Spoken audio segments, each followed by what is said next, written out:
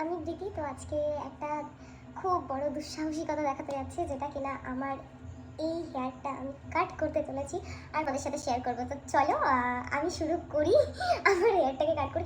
আর basically আমি কিন্তু এই সপ্তাহের মধ্যে হেয়ার কাট করতে চাইছিলাম। আসলে আমি চেষ্টা করছিলাম, আমি অনেকদিন ধরেই আর কি ভাবছিলাম যে পুজোর আগে হেয়ার কাটটা করবো। যথারীতি আমার পুজোতে টাইম হয়নি বা পুজোর পরে আমার আর হেয়ার কাট করার মনেও হয়নি হেয়ার কাট করি। দ্যাটস আমি এখন করছি।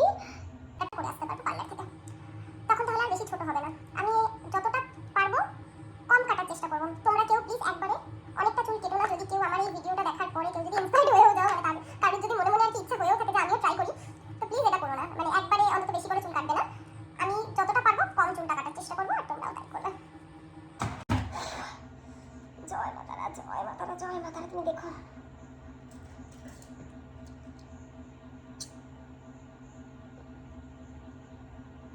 আমার অতটা দুঃসাহস নেই, বিকজ আমি ছোট করেই কাটছি। কাটি, চলো কেটে ফেললাম। কি হবে জানি না।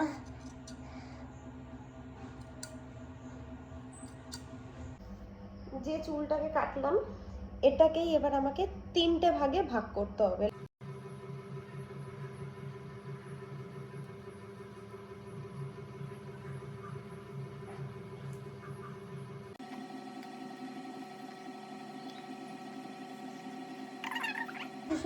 আমি এর আগে যখন ছোট ছিলাম এরকম অনেক করেছি, কিন্তু এখন একটু বড় হয়ে গেছি, চুলটার উপরে একটু মায়া লেগে গেছে।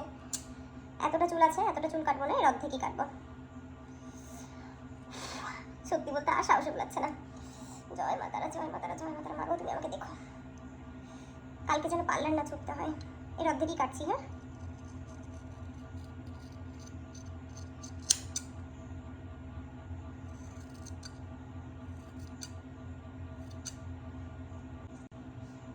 আমি জানি না আমার হেয়ার কাটটা কেমন লাগছে দেখতে।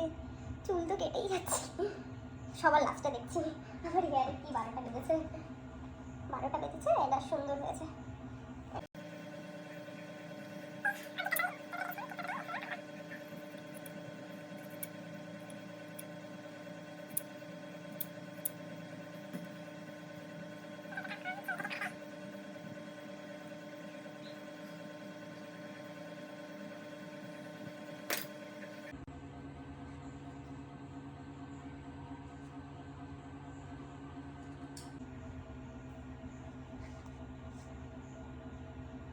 I don't know কেমন লাগছে আমাকে দেখতে।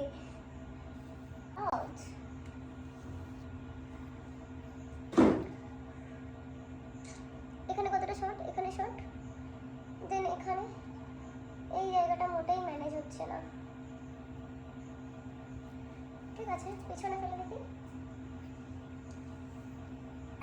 এতক্ষণ ধরে যারা আমার হেয়ার কাটের ভিডিওটা দেখছিলে, তো হ্যাঁ ইজ ফাইনাল রেজাল্ট।